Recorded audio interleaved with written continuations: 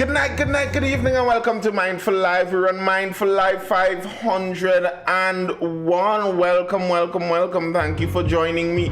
It is currently the 11th of the 6th month, the 11th of June, is it? Yes, the 11th of June in the year of our Lord 2025. Such a beautiful evening in the land of Trinidad and Tobago.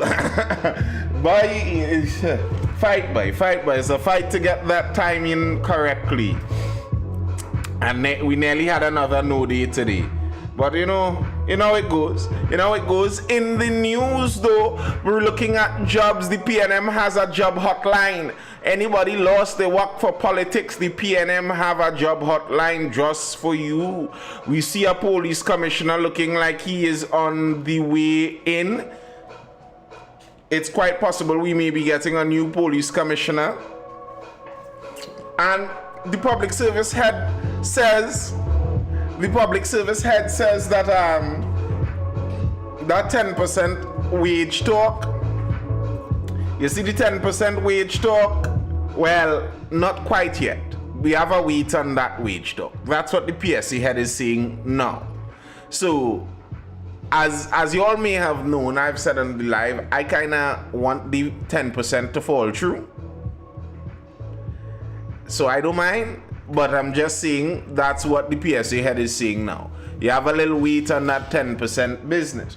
And I saw COSTAT students, nursing students are upset that they have to go back to school and actually do their classes in class. No more online classes. They are doing in person now, and this has some of those students upset. We'll see about that. The work from home online class era seems to be coming to an end. Also in the news, I see there's a lawsuit on this Salaries Review Commission recommendation that was accepted for the increase.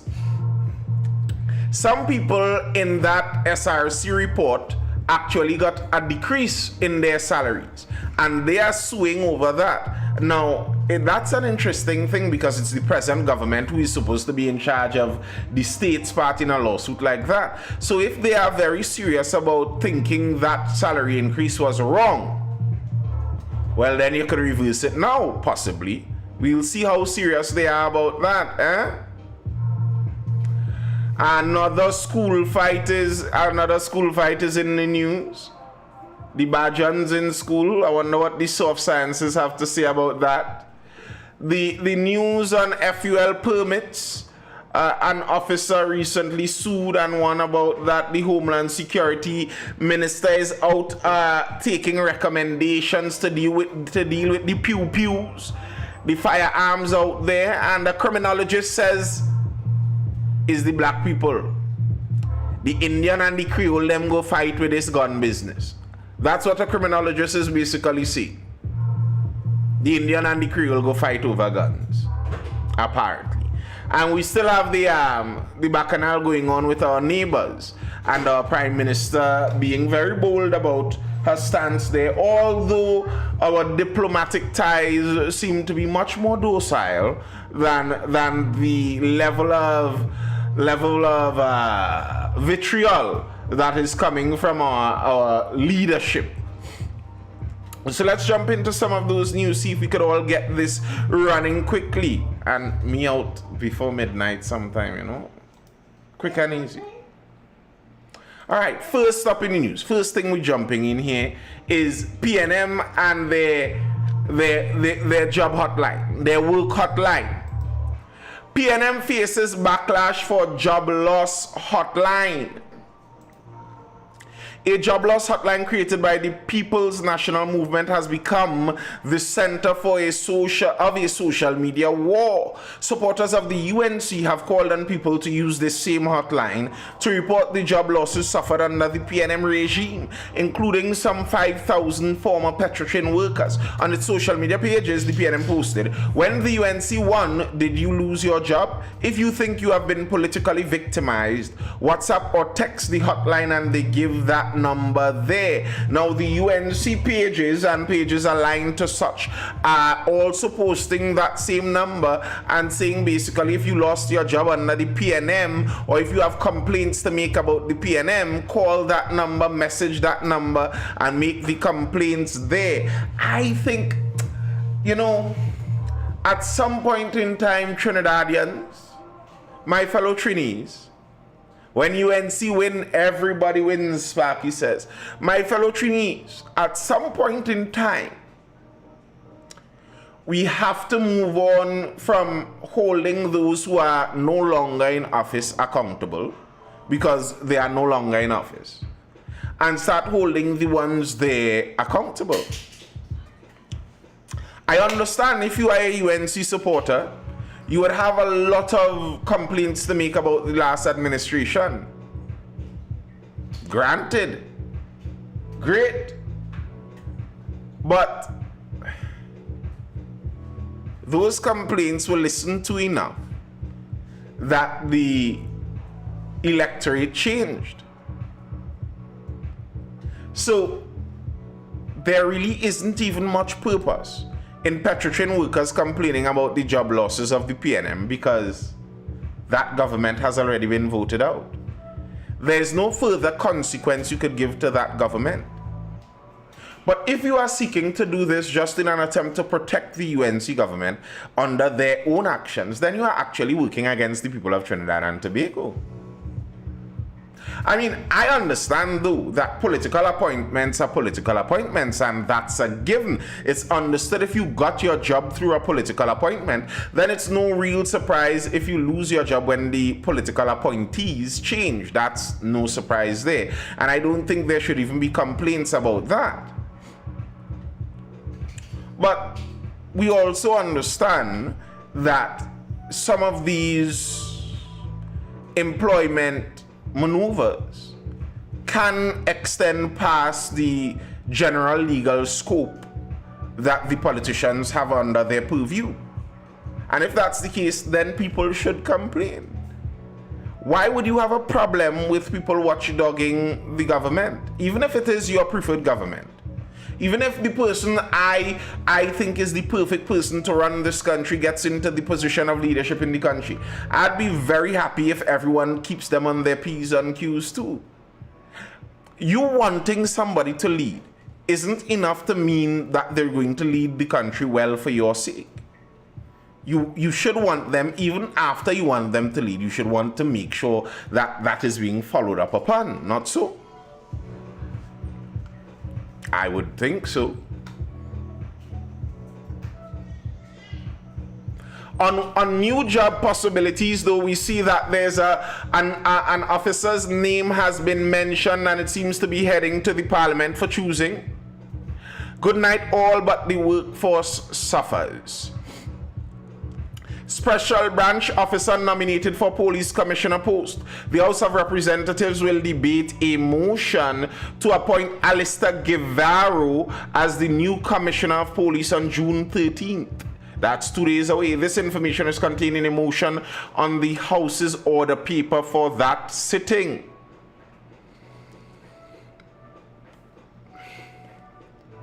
Guevara, who was last assigned to the special branch, was part of the three-man investigative team appointed to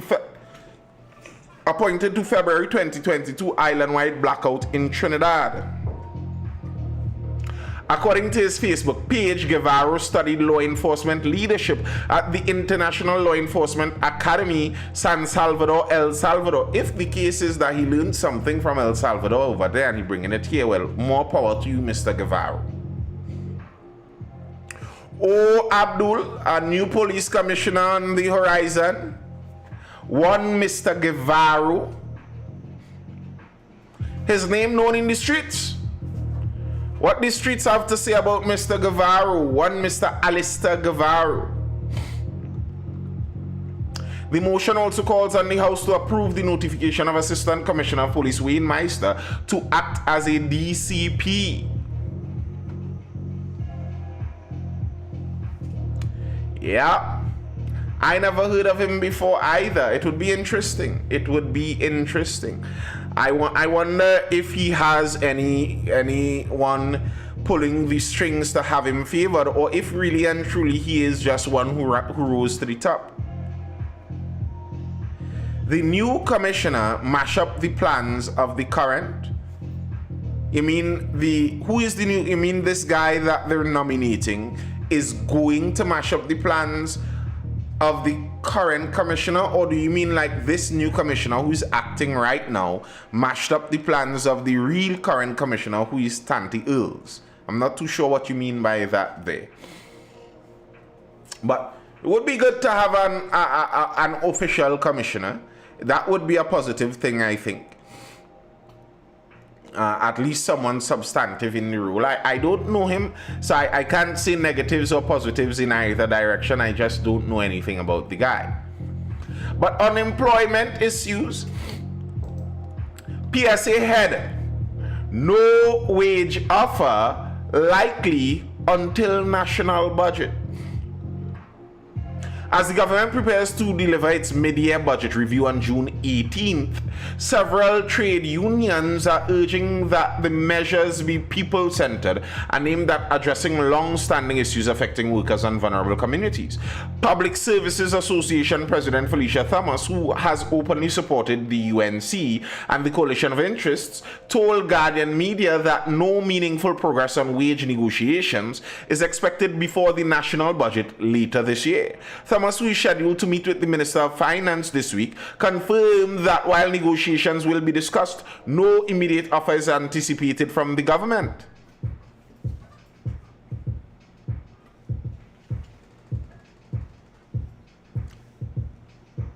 There might no longer be Oscar awards. I don't know what you're talking about there. If you're talking about official Oscar awards, I don't think many people cared. I think the Oscar awards kind of are already a relic of the past. Most of those award shows, I don't think they have as much meaning as they once did. The world has moved on from wealthy celebrities patting each other on their own shoulders, speaking about how grand they all are. So there's a delay in this negotiation, at least until budget time. I think this puts a lot of pressure on the budget.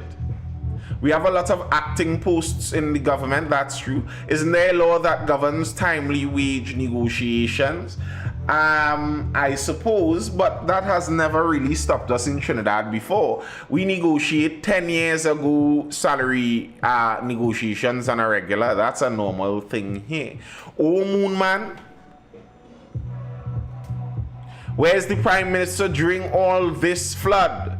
Probably speaking and communicating with those in charge of managing the floods. Custard nursing students protest move from online to in-person classes. The Nursing Council of Trinidad and Tobago plans to write Minister of Tertiary Education Prakash Prasad, calling for a meeting to discuss issues raised by nursing students at the College of Science, Technology and Applied Arts, COSTAT. This follows a letter of complaint sent to the institution's administration on behalf of students who attend the School of Nursing, Health and Medical Technologies. In the letter, the students raised their concerns over the shift to face-to-face classes from online classes. They said the sudden decision to move certain lab and nursing courses back to in-person delivery was problematic, as they believe that these sessions can still be effectively taught online. The change, they said, will affect full-time workers, those with tight schedules or long commutes. And I understand that fully, but when I read in this certain lab as the first thing they talk about, lab,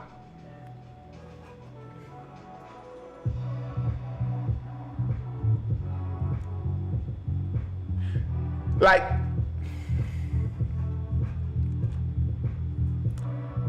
I don't think labs are supposed to be done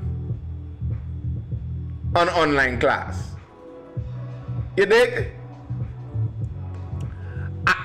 I just, maybe I might be a little old-fashioned in that, but I feel like labs and online classes just don't seem to go together that well. And like, I feel like at some point in time, we have to understand that life has unfortunate circumstances. And you can't negate them all.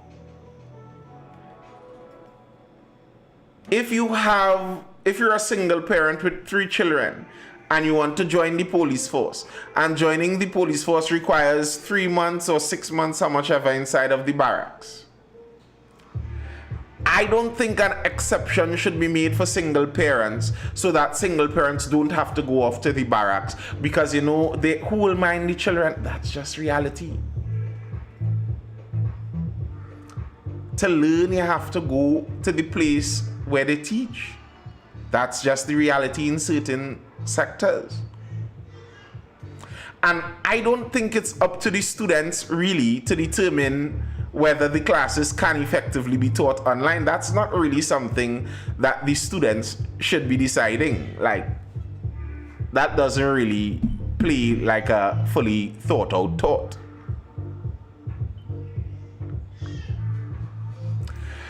However, COSTAT responds to nursing students. The College of Science, Technology and Applied Arts of Trinidad and Tobago, COSTAT, has responded to nursing students' concerns over the return to in-person classes. The institution insists that quality nursing education cannot be delivered online and stands by its decision. President Dr. Keith Nurse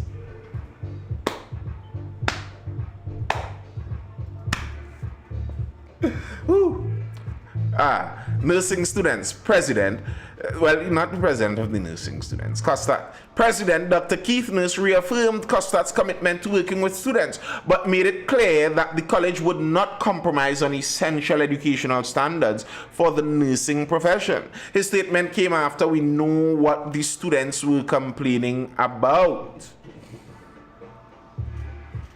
The institution confirmed the receipt of the letter and in response said it held several productive meetings with nursing students to thoroughly address their issues and provide clarity on program requirements and support mechanisms. However, COSTAT remained adamant in its position that full-time participation and rigorous in-person clinical placements were not only policy but also a critical pedagogical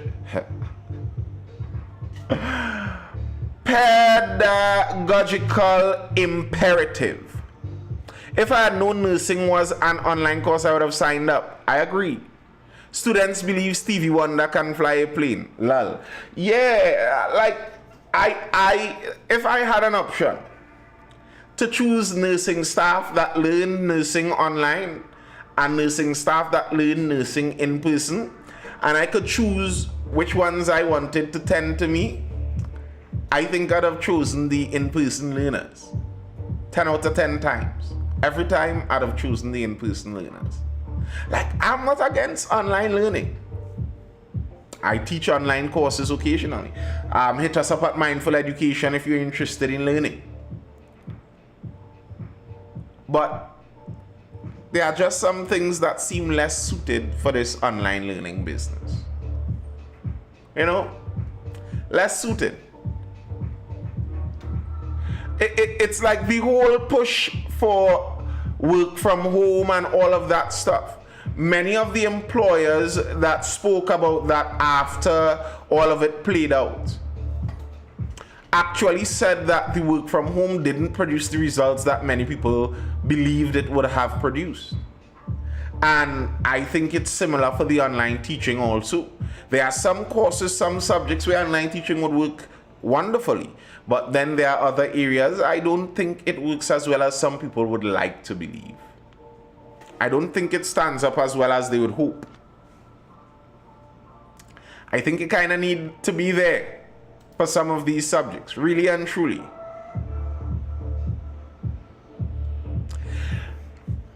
If Cams want to work from home, then I should work from home. Ha! Well, become the Prime Minister and you can make those choices, bro.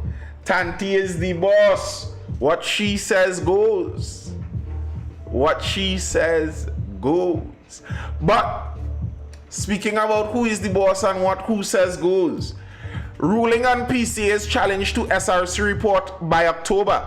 Did the cabinet fully adopt the Salaries Review Commission's last report? And if it did, can a new administration walk it back? These are among the questions raised at the High Court as the High Court continues hearing a legal challenge brought by the Director and Deputy Director of the Police Complaints Authority.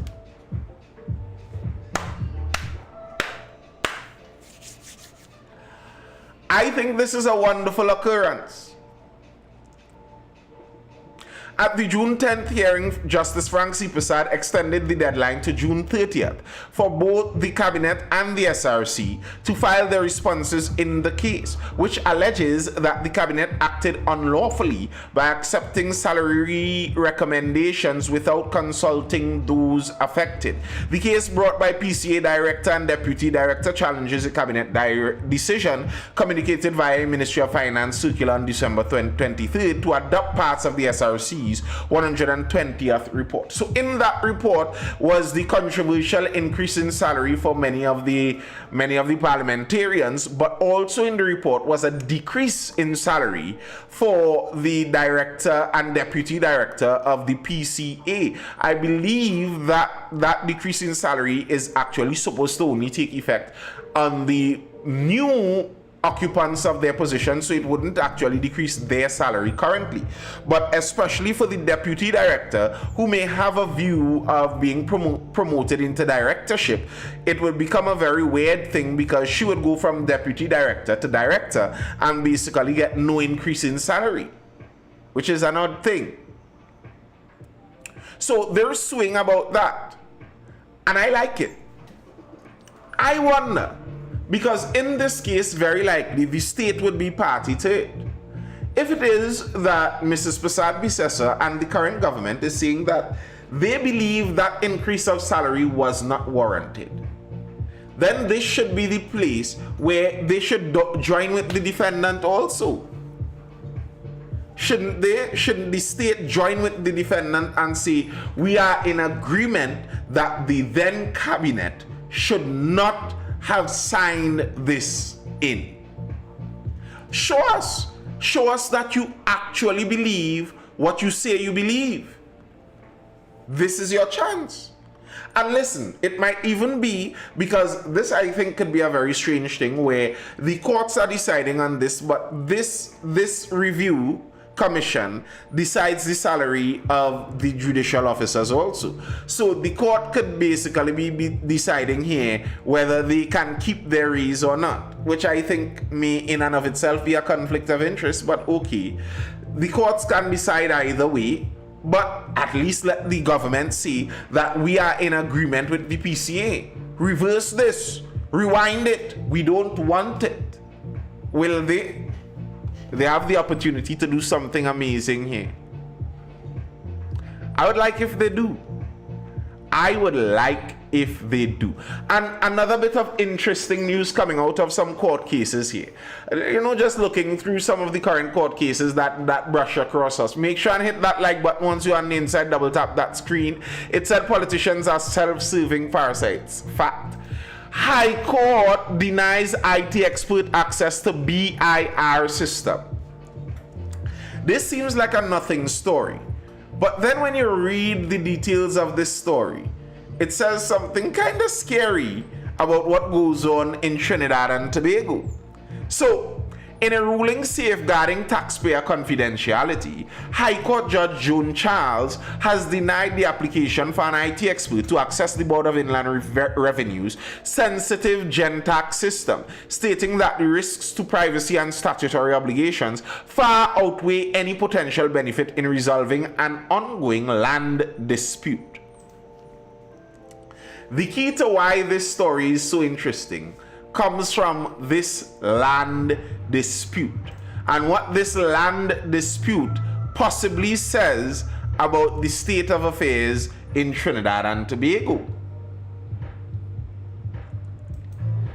That's a key part in this whole BIR IT expert case. Oh, Kareem Delpesh over there on YouTube. Good night, good night, good night.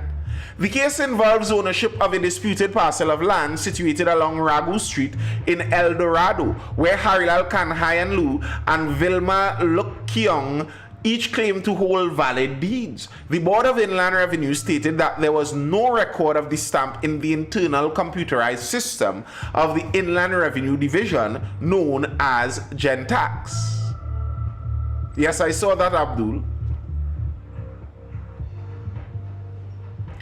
Good night, bro. You have a point, but why no one hold the past government to any type of standard? But that's not true, Rawson Warren. Many people did. I was on a live talking about many different things that they were falling short on, and then as an entirety, they were voted out. Like, how can you say no one held them to a standard when the country voted them out? No one being the majority of the country? Do you consider the majority of the country to be no one, at least the majority of the voting population? I don't think that's no one. I think those are someones. And those someones held the past government to that standard that y'all weren't up to standard, so you were removed. And to act like no one complained and criticized the last government through the whole 10 years of their tenure is just strange from the facts. It's not true.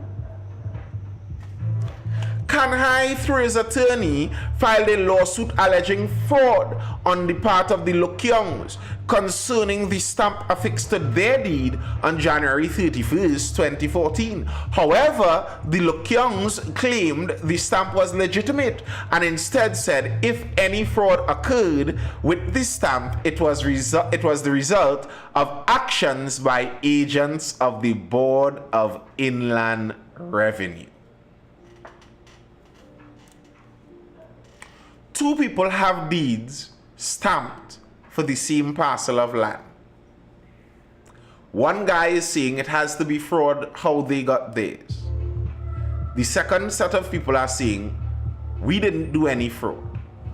If there is any fraud, this would have to come from inside of the Board of Inland Revenue. Someone of their agents inside there would be perpetrating fraudulent activity and then sending up to mark paperwork out to us.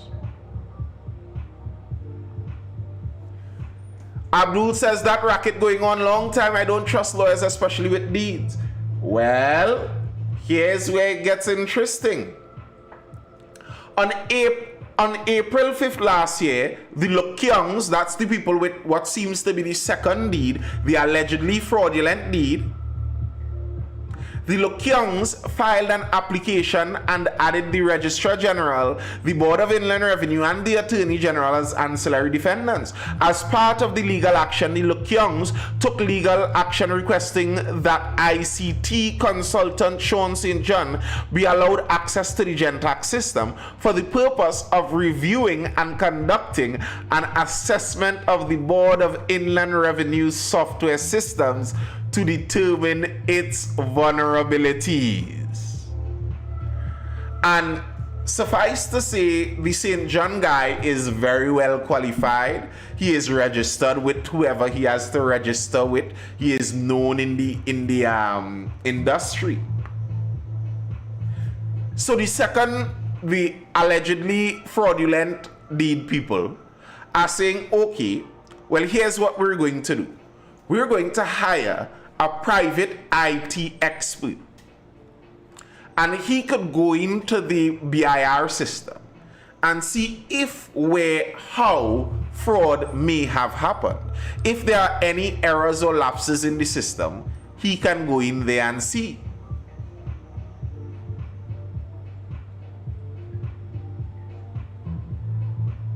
What do you all think BIR said to that proposition?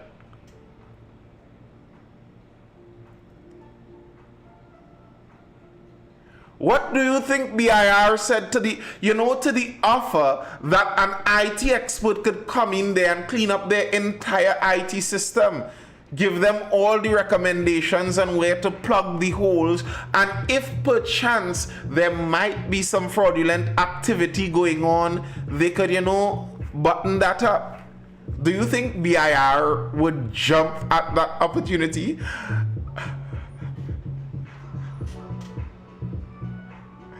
On November 12th last year, the Lukyongs requested that St. John be allowed to check whether the possibility exists that past transactions previously recorded on their systems could be tampered with and or erased or deleted off their system entirely. On November 26th, BIR refused the request, citing inter alia statutory restrictions and a duty to keep taxpayer information secret and confidential. In response, St. John said that his audit is not related to taxpayers' information, but rather of the deed processes and application where no visibility of any financial information of taxpayers' accounts are required by him for this exercise. Yes, I am live on YouTube. So the IT guy is saying, listen, I don't need to access any financial information. You don't have to worry about taxpayers' information at all.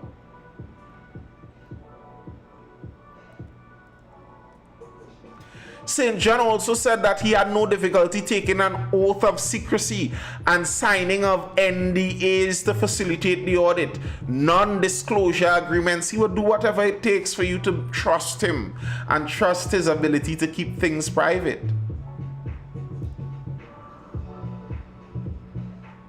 BIR strenuously objected to the application.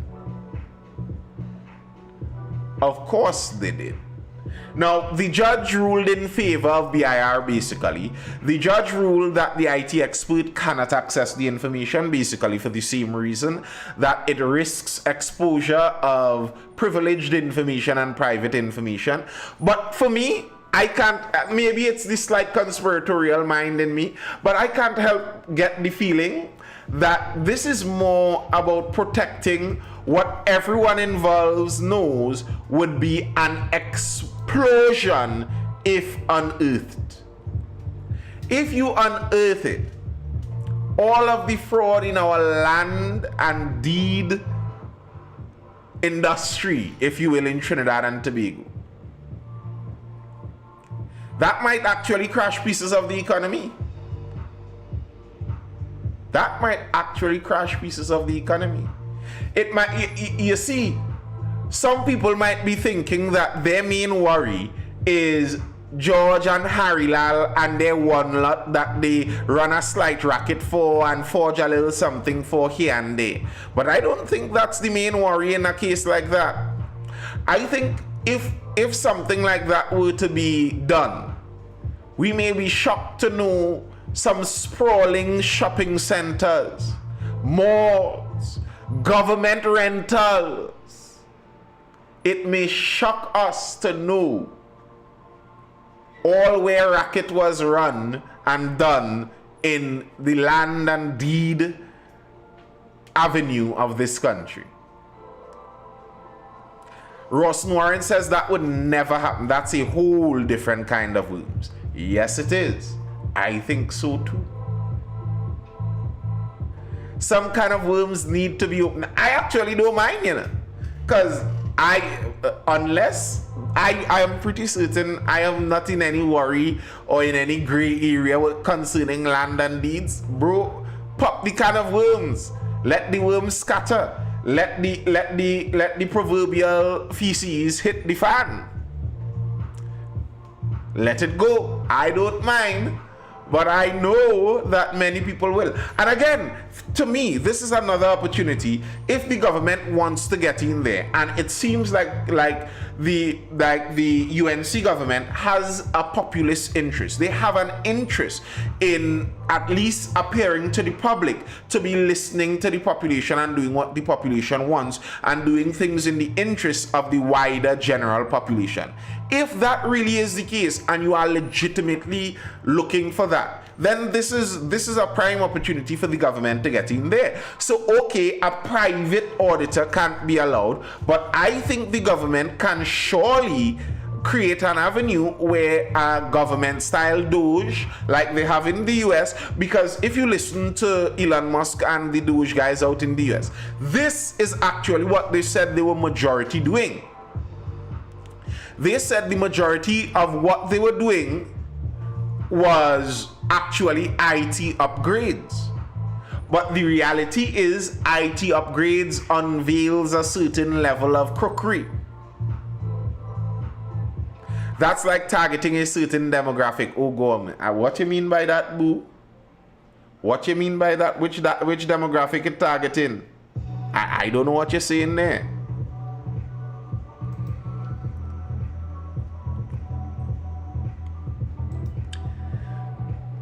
Just another story coming out of the courts as you're talking court cases. This one was from a few days ago, and I just found it interesting. Where, you have to be careful. You have to be careful. And this is why I think even the 30 million pastor from back in the $100 exchange days, remember the government did that to catch the money launderers. But let's look at this. Police to return over $500,000 to Barber's son after court order. Police have agreed to return more than $500,000 to the son of a barber after the money was held for several years during forfeiture proceedings in the magistrate's court. Back in December 2019, police seized $883,600 from the barber who had taken paper-based $100 bills to the bank to exchange them for the new polymer notes. The old notes became invalid after December 31st, 2019 as part of the government plan to fight crime and target illegal money. The barber died in May 2021 due to COVID-19 complications. His son, who became the legal representative of his estate, took part in the court case. The magistrate's court eventually ruled that the seized money should be returned.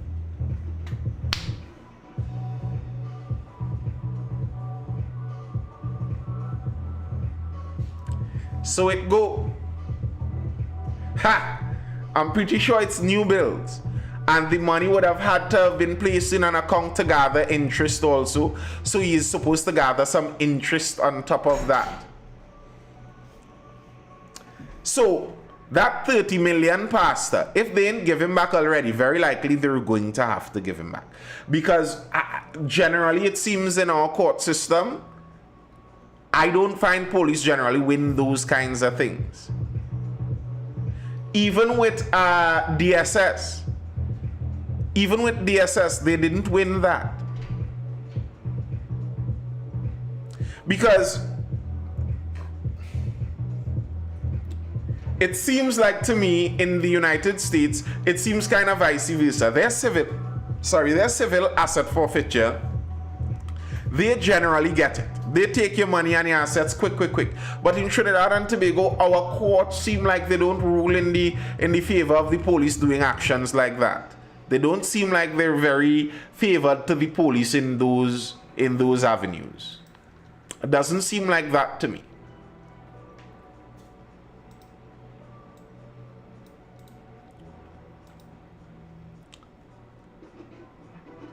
They'll never give anyone that access, Kareem Delpesh says over there on YouTube. I don't think they will either. Because the police don't prove anything. Their investigation skills are very poor. And I think such a thing is hard to prove. Like, okay, you could tell me that I don't have receipts for all of the money I have. But who has receipts for every single cent that they have? How could you prove that my money was illicitly acquired? You can't prove that. It's cash. I could say I acquired this cash over time. And how can you prove otherwise? How is that done? And if according to our court system, you're supposed to be seen as innocent until proven guilty, then how could you seize my money unless you prove that my money that the money proceeds from crime? That's why they got to give it back. Correct. That's why they got to give it back. Let's jump into a bit of school violence. You know, fighting these soft science people. I mean, taxes. Well, I think our declaration of what were they calling it? Basically the joining of it was supposed to be Inland Revenue Customs into what the last government wanted to call it. This recent government reversed that decision. What did they want to call it? The whole massive conglomeration of all of it that they wanted to put together. And the idea of that collection body was that they were going to use that to look at the taxes you paid to basically see if your taxes show your worth. Revenue Authority, correct. But that's not even in place. So can you even check all of the back taxes to make sure that that is the case? You may not be able to. You may not be able to. But yeah, let's look at some school violence. A tragic story. Well, not fully tragic, but sad. Ministry probes violent assault on teen student.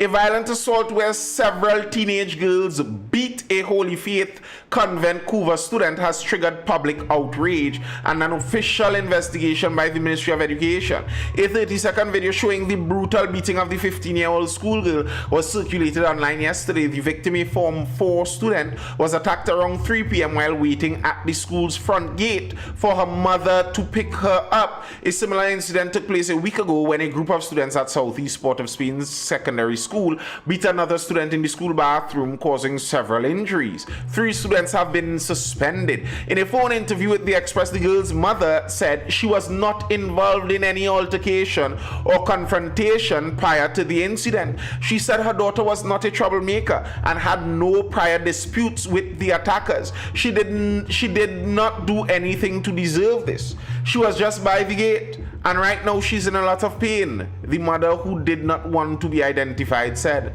They stamp up on her head. There are marks around her neck. This was a full assault against an innocent child, she insisted. Laurie said from what she had been told, the attackers, who attended another school, had targeted another student from Holy Faith Convent. However, when they were unable to reach that student, they turned on her daughter, who happened to be standing nearby. Listen. As I said last day, this is why I must homeschool my daughters. This is why I pray that the Lord never puts me in a situation like this. Like, if my daughter is a little bad crab out there and it's fight versus fight, only so vexed you could be. But if what Mums is saying is 100% on the level, Mums is saying her daughter doesn't even walk outside the school, her daughter doesn't travel home, her daughter doesn't go with any van. Her daughter stays inside the school compound by the gate to wait for mommy to pick her up.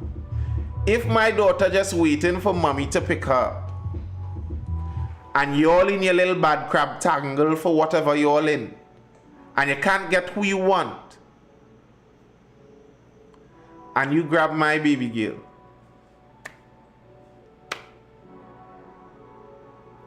Father, I pray that I never have to be in a situation like that.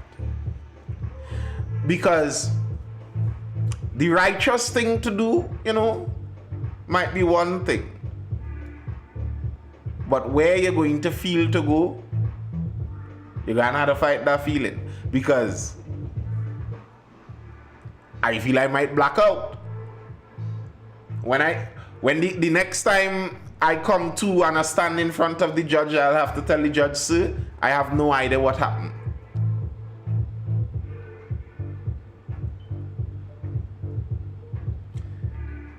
5 girls.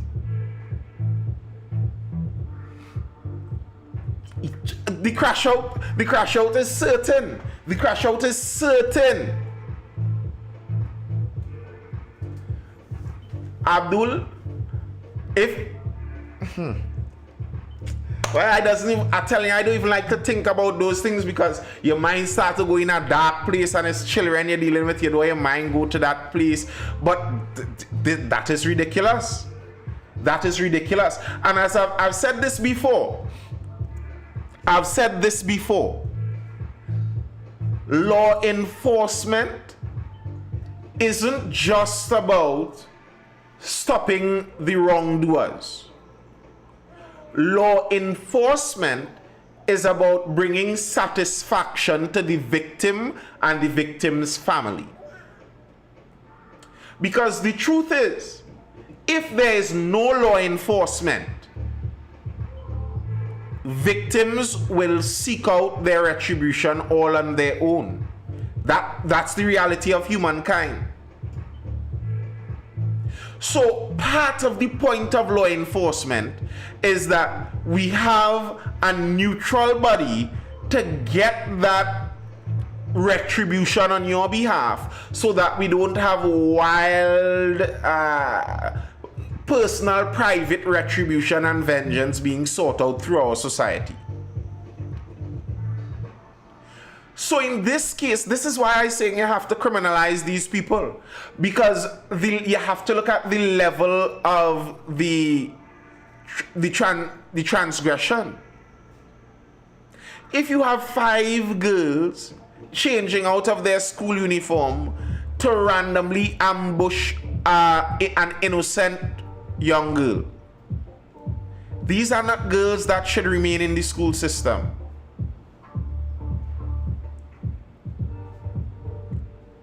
They're not. From my experience in secondary school, it's survival of the strongest. And to me, that's not what secondary schools are supposed to be. Like, they're from various schools around Couva, the news article said. Like, for me, school is supposed to be about learning. Really and truly, it's supposed to be about learning. And if there are some students in there that would like that survival of the strongest, risk of dying every day going to school life, well, get all of the students that want to go to school in that environment and put them in the same schools together. Put them under some military leadership and let them feel like their lives are at risk and it's survival of the strongest every day when they go to school. And the students would like to just go to school and learn and maybe talk a little bit to each other and make some friends. You put them in schools together too.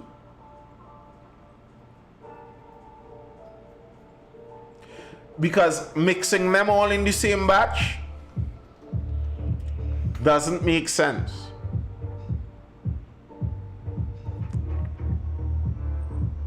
It doesn't make sense. And talking about what you might do if your family is hurt, we're going into the news of FULs. Cop wins firearm permit appeal. An acting police sergeant has successfully appealed the denial of his application for a firearm user's license, winning his case before the Firearms Appeal Board on June 11th. So, a sergeant applied for a firearm user's license, and they give him a set of runaround. He said he applied for an FUL in 2018, 5 years after he was the victim of a robbery. When told his file had been lost,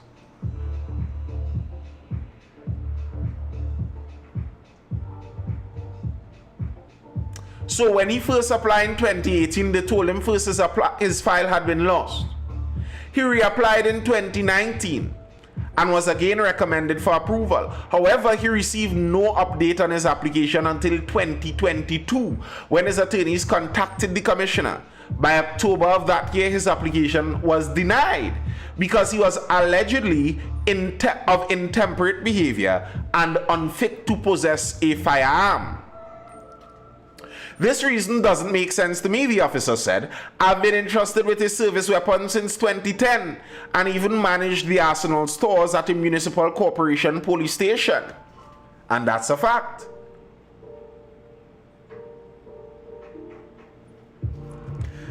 The more important thing in this story for me is the excuses used by the authorities to try to not issue a license. And when you look at the excuses, you understand that they don't actually seem to have a point. They just do not want more people with access to firearms.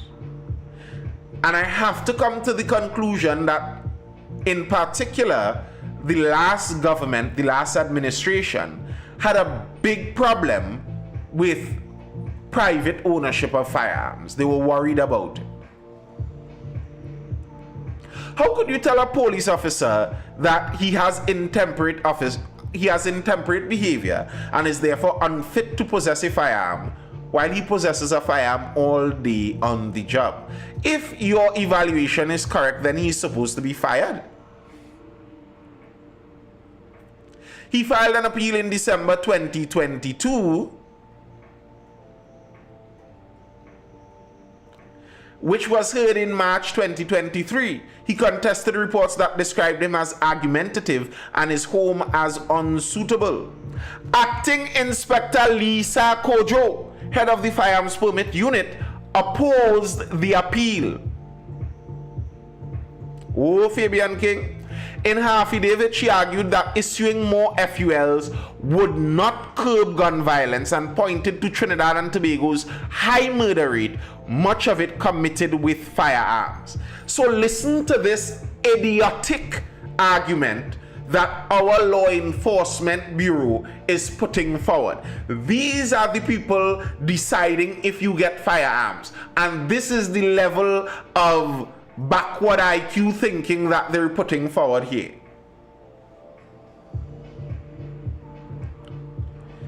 Boo says we as a people are too unpredictable and violent, not to mention petty.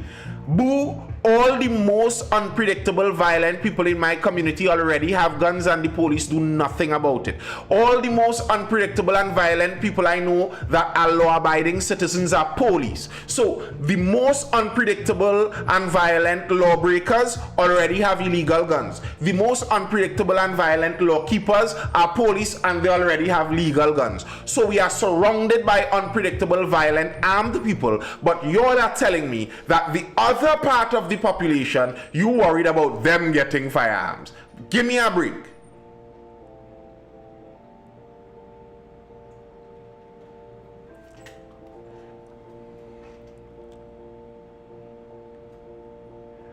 The police are arguing that the violence in Trinidad and Tobago perpetrated by illegal guns is reason to deny people access to legal guns.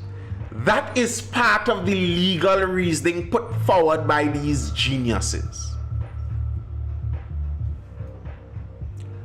We have lots of illegal guns and a violent country.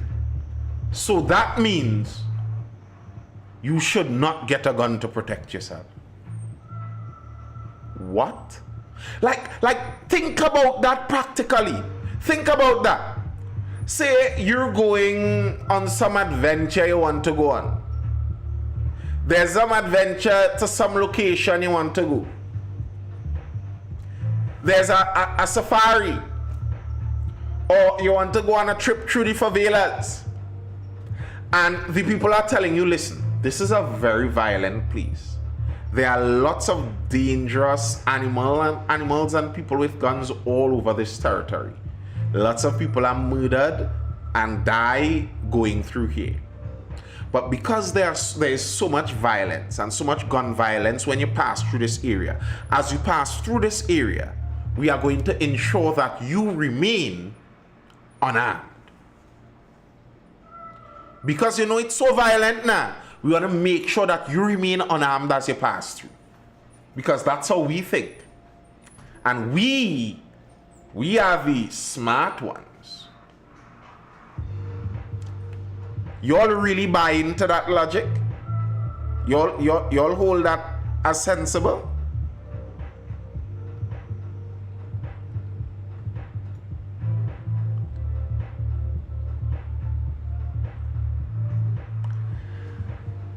She said there was no inherent right to personal firearm ownership in the country and said FUL approvals must be approached with great care. Now, listen to this piece of reasoning that she's going to put forward here. It has also been unearthed that licenses under which firearms are lawfully possessed were detected as involved in incidents of crime, including murders, suicides, and robberies, which occurred between 2017 and 2021. So you would think that she's going to list a whole list of crimes perpetrated by legal firearms held by random members of the public, and this is reason why members of the public shouldn't hold FULs. Here's the incident that she drew on.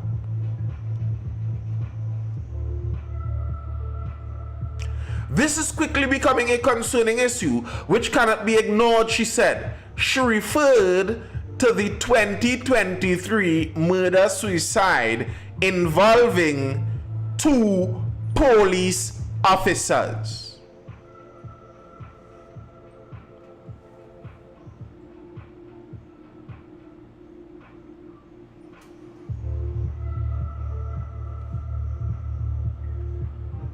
So your argument against firearm users' licenses would be a crime committed by people already in the current system given the okay to hold guns by police officers.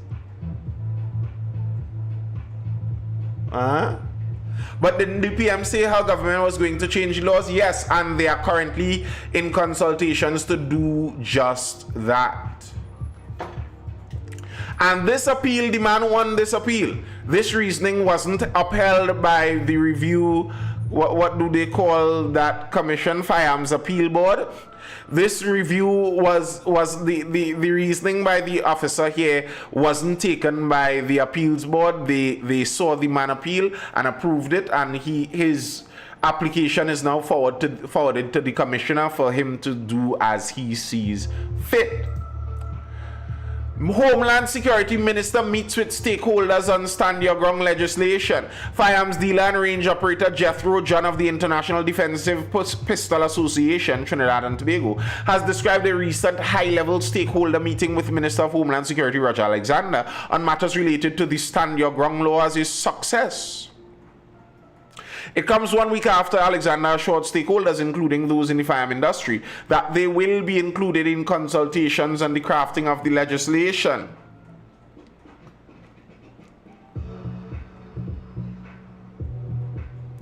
I believe they said that the interest is in bringing this legislation forward sometime right after the mid-year budget review. So it should be not too far away, according to what the government is saying. Why has the Instagram video stopped? Busyness, bro. Busyness, bro. It should start back soon. So they are currently doing consultations. For me, one of the major parts, I think, if they go ahead with anything nearing the Florida law that we're going to have serious training for in our country, would be police officers. I think our police officers would have to be significantly retrained. Because in a stand your ground jurisdiction, officers entering people's abode would have to dot their I's and cross their T's. There was a case in the US, I forget the girl's name, a kind of fattish black girl that was killed by police officers. And it was close to the George, was it Tamika something? It was close to the whole George Floyd incident. Now, as part of that incident, where the young lady was killed, her boyfriend, who was allegedly a criminal, shot back at the police. Breonna Taylor, right? Breonna Taylor. Thank you very much, boo. Her boyfriend shot back at the police and hit them. He shot a police officer. And he was not found guilty of anything. Because he had proper reason to fear for his life, and the police didn't identify themselves good enough. So we aren't concerned about the children living in these people's homes. No, I am not concerned about the children's learning in the children living in these people's homes. Trinidadians are extremely responsible. They might be, but they already have cars. If people are irresponsible, they could leave their car keys around and a child could jump in a car and do something. If people are responsible, they could leave knives around and children can do things with knives. Listen, reality is dangerous. We aren't going to be able to bubble wrap reality for people. That's reality. And here's the reality. I don't think the vast majority of children are going to pick up a gun and shoot somebody. That's not what children are going to do. Do children see knives and pick up knives and stab people and slice up people all about? That's not really what happens. I think a lot of that concern isn't borne out in reality. I don't think so. I just don't think so. That's not my concern. I think the part of the biggest problem, the two major problems, would be domestic situations, which now have the chance of becoming much more lethal, much more easily. I think that's a legitimate concern, domestic situations, and police entering people's property. And personally, I like that. I think police should be apprehensive when dealing with the public. I think our police are too arrogant in dealing with the public. I think police pulling up on the public should have in their mind, the public could do me what I could do them too. Let's have a mutual respect going. That's what I think this should be. It's not that you are my big boss because you have more power than me. No, I hire you to maintain the order in our society, and you should treat me as such. You aren't the slave catchers in a colonial system. You are my employee, and treat me like that when you roll up on me. So I like that. I like that. Let the police know you don't just kick down people's gate and mash up people's door and break down the window and run in the house. Come good. But that's where I think legitimate worries would be, and the domestic situation. The domestic situations are a clear thing that would be a problem. But that's already a problem because domestic issues are actually multiples higher amongst police. And police are already armed in Trinidad and Tobago. The occupation, one of the occupations that has the highest incident of domestic issues are already armed in our country. So while I will concur that domestic issues can see an increase in the level or quickness of violence, it's not something that really changes the landscape a whole great deal to me. However, criminologists stand your ground could fuel racial tensions. Criminologist Dorius Figueira believes that introducing stand your ground legislation could fuel racial tensions in Trinidad and Tobago. The government is considering bringing the legislation in a model similar to what exists in Florida, US, to allow for better access to firearm users' licenses. There have been arguments both for and against the policy from several quarters since it was announced by the UNC during the campaign for the April 20th general election.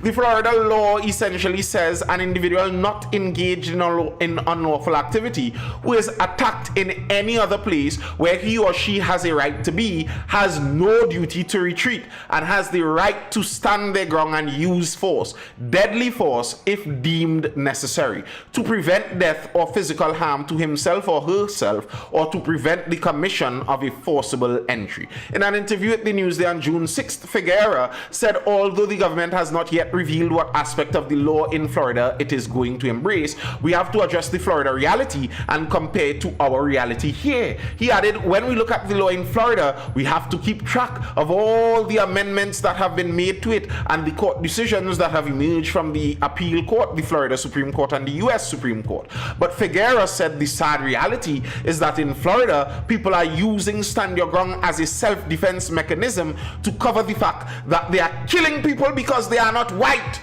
And from the time this man says something like this, I think you should throw out his opinion.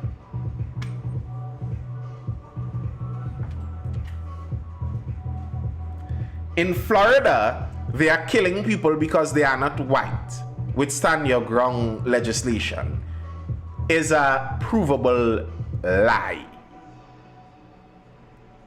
And I think this man is speaking like it's still May of 2020 and the world didn't see the lies out of BLM and see the ending of these movements throughout the pursuant 5 years actually. A Newsday article, criminologists stand your ground could fuel racial tensions, out of the Newsday. He said the shooting death of African-American teenager Trayvon Martin in Florida in 2012 was a case in point. Martin, who was 17 at the time, had accompanied his father to visit the father's fiancée at a townhouse at the retreat at Twin Lakes. Martin was walking back to a townhouse from a convenience store on the evening of February 26th when George Zimmerman, a member of the community watch, spotted him and reported him as suspicious to the Sanford police. A confrontation reportedly occurred between the two and Martin was shot in the chest. Zimmerman later claimed he shot Martin in self-defense and was not charged at the time. The police also said there was no evidence to refute his claim of self-defense, and Florida's stand your ground law prohibited them from arresting or charging him. Owing to intense national attention, Zimmerman was eventually charged and tried, but he was acquitted of second-degree murder and manslaughter in July 2013. And to me, this shows that the man is speaking a lie. The case that the man brings up to prove that people are just killing people in Florida because they are not white is a case where a non-white man, because Zimmerman wasn't a white man, a non-white man is accused of, but found innocent of the crime you're accusing him of.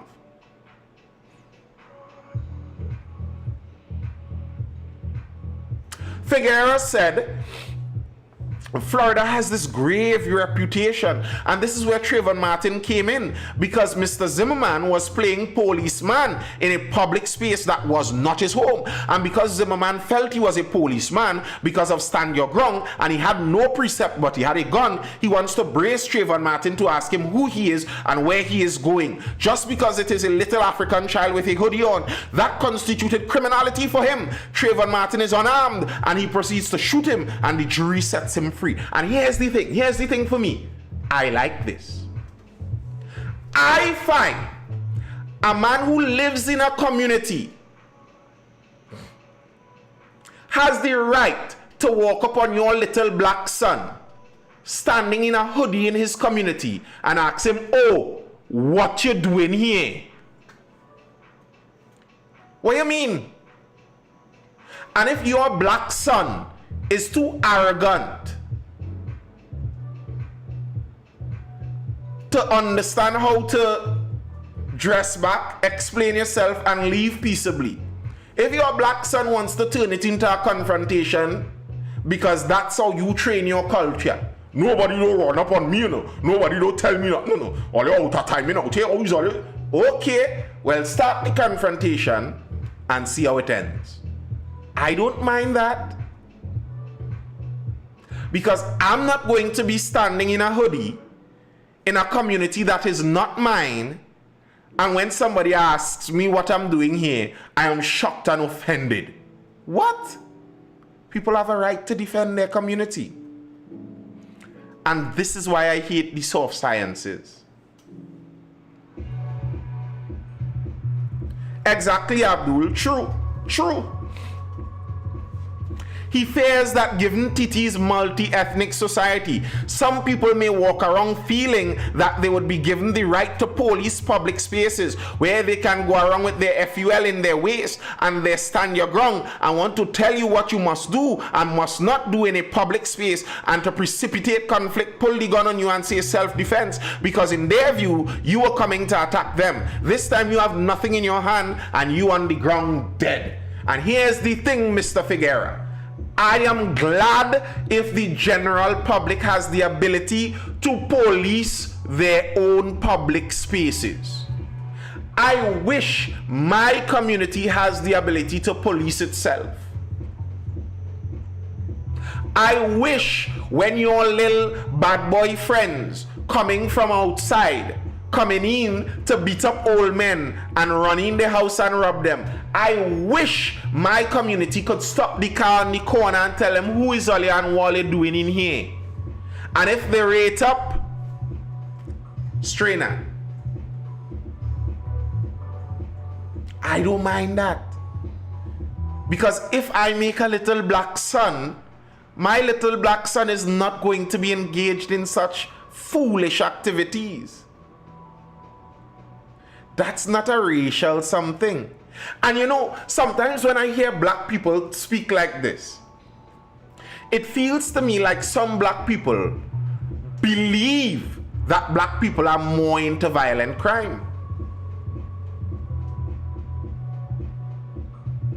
It seems like black people themselves believe this.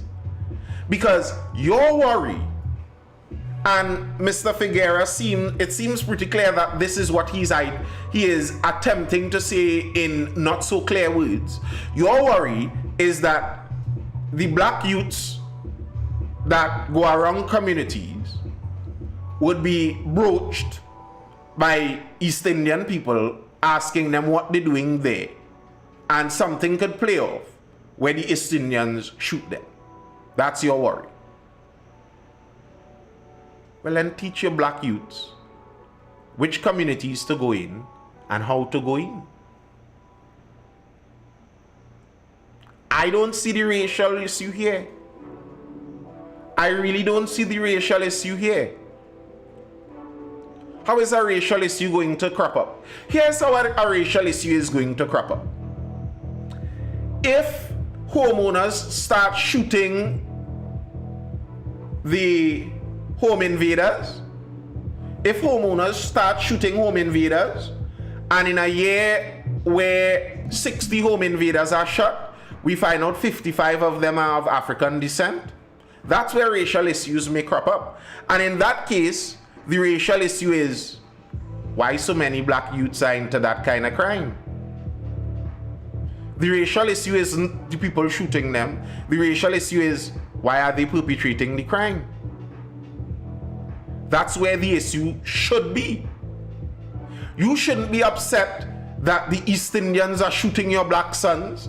You should have been upset that your black sons are attempting to rob the East Indians, not so? Shouldn't that be where your upset starts?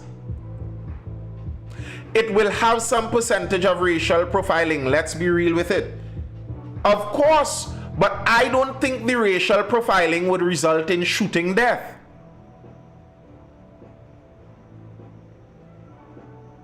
Like, I think if I pick up my tall, Afro-looking self and walk down to Barrackpore and walk through Barrackpore in a black hoodie with a long pants, I think they're going to profile me.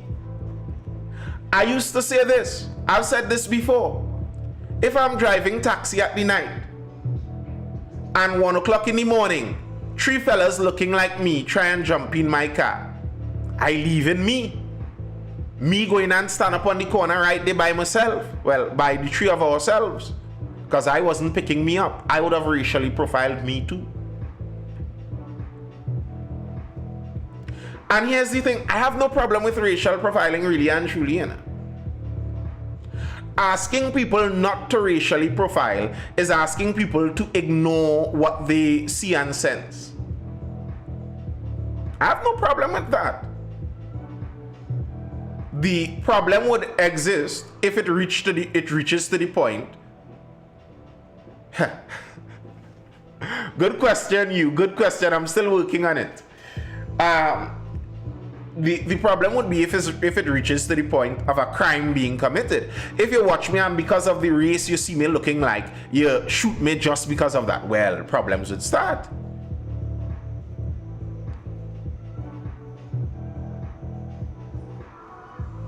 These things are reality, and people act like if black people don't racially profile too. As a black person, you own a store and 3 black fellas with wife beater vests and 3/4 pants belted onto their thighs and black Air Force with the hair, in the spiky plaits. 3 of them walk into your store. You going to start to feel, a little shaky. It's all done. Profiling is part of life. That's how it goes.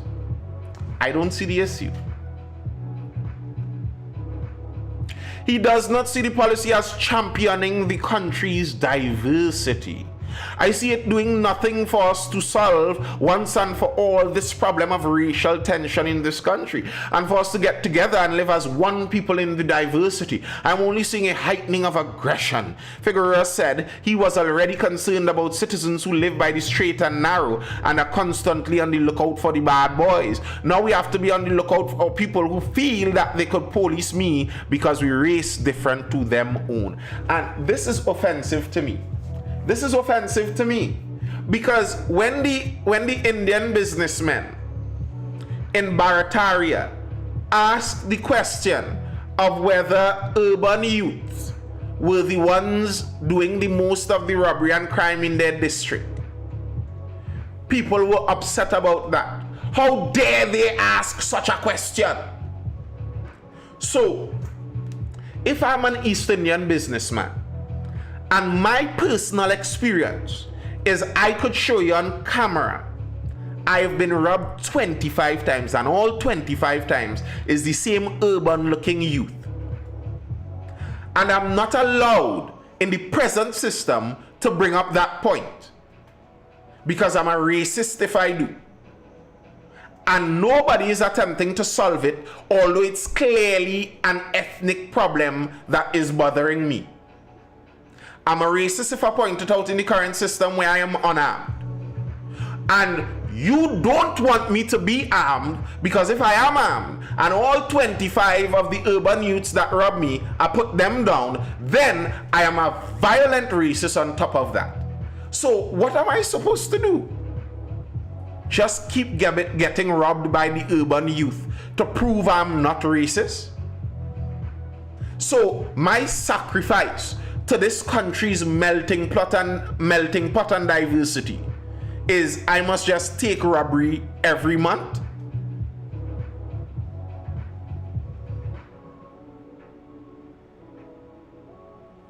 Yes, I agree, Abdul, to some extent, but I drew a specific instance. If the urban youth in my experience is that,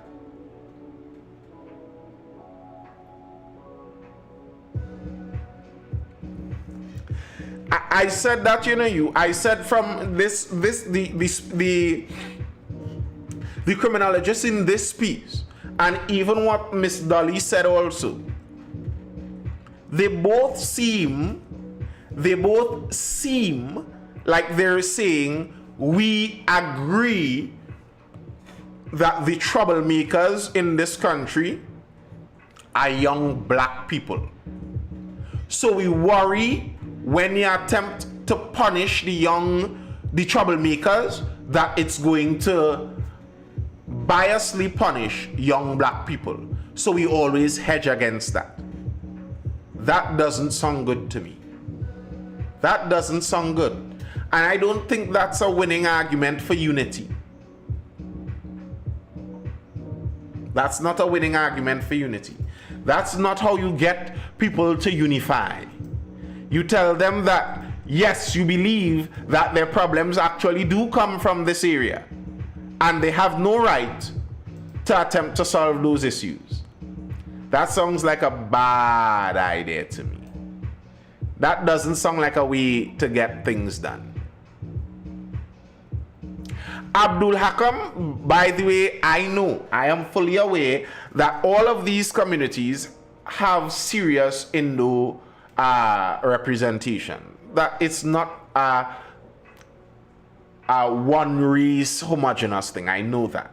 But I think we also know that it is possible and maybe even probable that someone, if they were to go through the videos of their robberies in one establishment, would find a specific race overrepresented.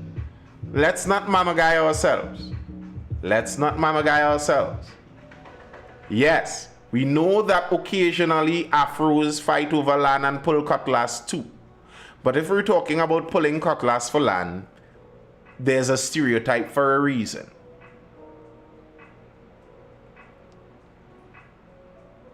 Let's not mamagai ourselves. Let's not mamagai ourselves.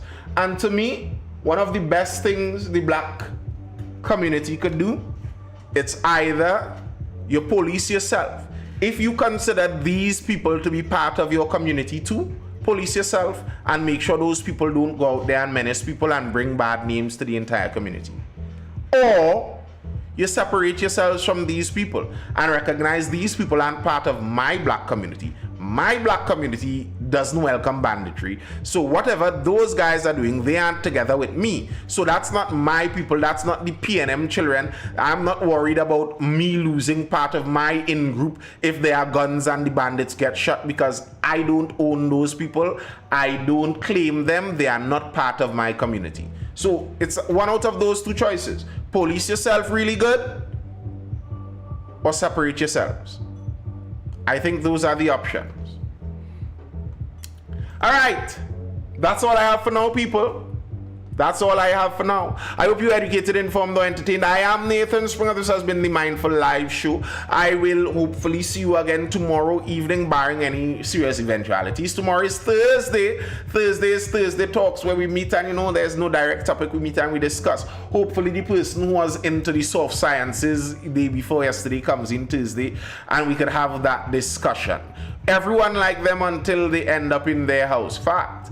That's the unpopular truth in the ground, whether we accept it or not. All right, people, that's all I have for now. Stay good, stay cool, stay inside, outside sketchy bad. Laters, folks, hold it down.